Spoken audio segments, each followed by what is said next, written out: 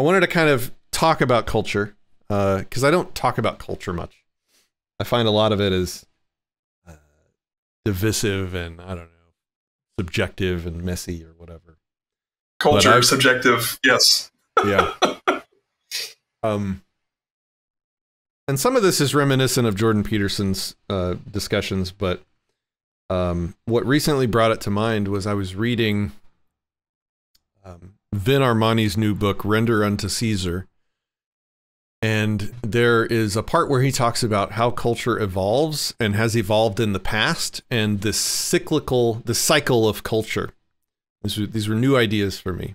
And I thought they were just spot on, and they ring true with what we're talking about.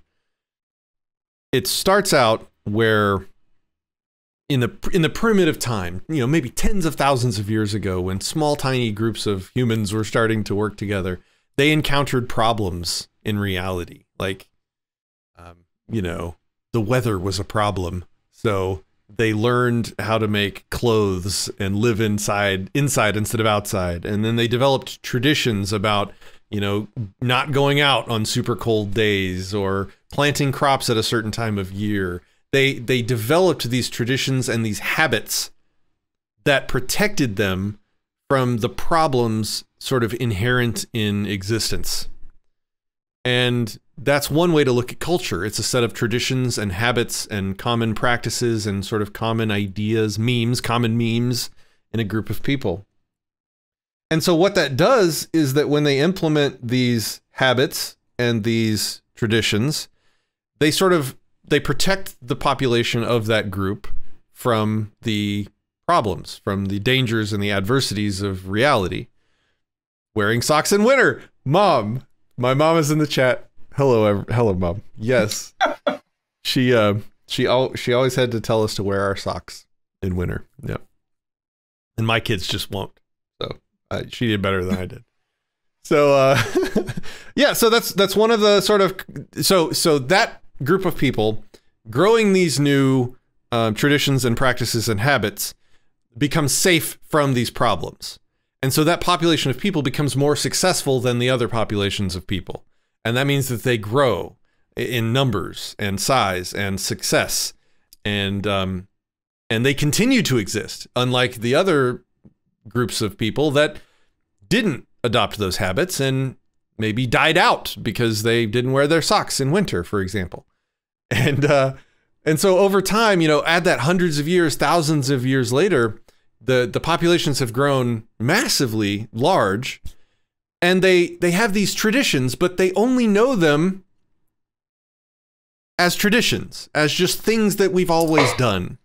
They don't have any connection anymore. They completely lose the connection to the problems that those traditions solved, and the parts, the square, rough edges of life that those traditions and habits rounded off and made more comfortable. And so then over time,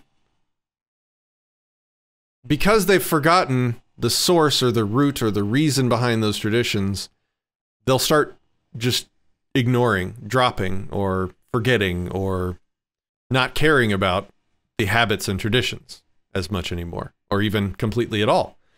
And so then what happens is, like, out of nowhere, and at the time, you know, completely inexplicably, they'll have no idea why, but these problems will resurface and come back in out of nowhere, because and there's no, like I said, there's no connection back to the reason why those problems are rearing their ugly heads again.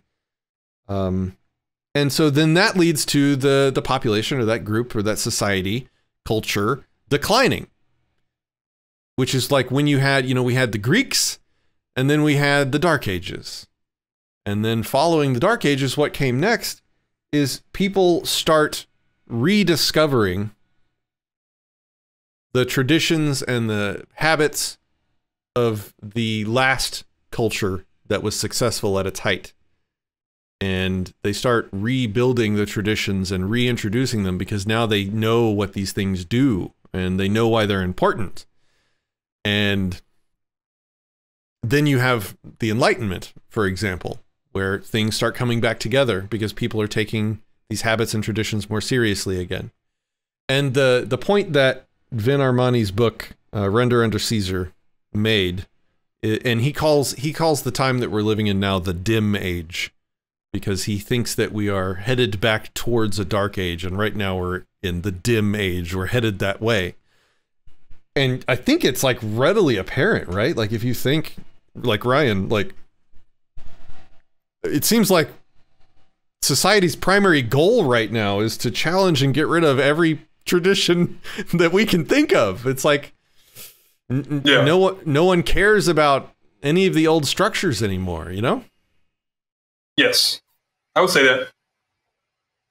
And I mean, just to harp on the importance of remembering the traditions after, the Enlightenment and all that kind of stuff. Basically, people have, like you have like a Renaissance and stuff like that. So it's like a huge party. It's like happy times because you're back to no longer worrying about those issues anymore because you remember what you did to, like you said, smooth out those rough corners.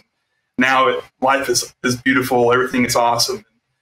You could have a great time. So, and in some ways, some of the traditions that are being ejected are the oldest traditions that have never been rejected before. One of them, as an example, is the nuclear family. Like that's probably one of the oldest human traditions. And the problems that solves, having a mother and a father for your kids, like we're now just starting to see a lot of problems bubbling up into society, and a lot of it, according to a lot of the research I've read, is very much predicted by what happens to single-parented kids. Like they're likely to be worse off in almost every possible category of success in life. And 20 years ago, the single parenthood stuff was almost encouraged or lauded. They would clap for you.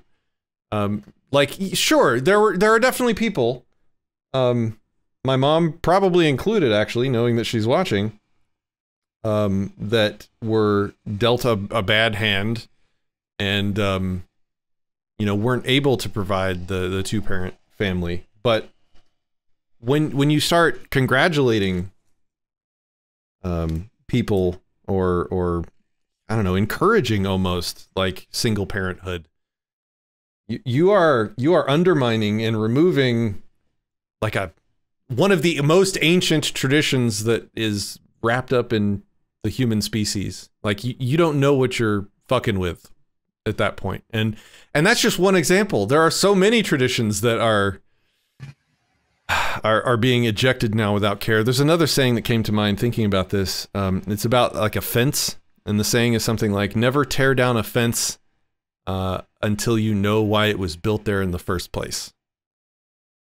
Like until you know why something exists, don't just go in and willy-nilly destroy it or get rid of it. Because you don't know what problems you're about to visit upon yourself when you do that. Yeah. Whenever you were explaining this to me, it brought up the phrase that you probably heard several times that you never really thought much about, and that was history repeats itself. I mean, this is the embodiment of that phrase, right? People who say this phrase will say history repeats itself, so you should learn your history. Even though most people will be like, screw that. That's not interesting to me. I'm fine. I'm going to continue doing whatever I want to do. Even though it's probably extremely important to understand what, causes and effects happen in the past. Yeah. And so that gives you kind of, I grew up the first half of my life for sure. I didn't give a damn about tradition. I just wanted to find new and cool ways to do it. And I just I was a bull in a china shop with that stuff. I just ejected everything. And now I'm like going back and looking at traditions and trying to figure out which ones are important and that should be kept around. Because also certainly there are bad traditions, right? There's plenty of bad superstitions and traditions and stuff that have both good and bad things. Like religion in a lot of ways has a lot of good effects on society. Also has a lot of terrible effects on society. A lot of people have died behind religions. But if we, you know, when you charge in and just shatter that tradition, yeah, you're getting rid of the bad stuff, but you also have no idea what you're messing with. And that's Jordan Peterson's point on it. You know, when he makes these points, he always relates it to God and religion. I think you know more about that than I do. Yeah, I've listened to a little bit of his talks breaking down the Bible, basically. It seems like he looks at it in a more analytical fashion.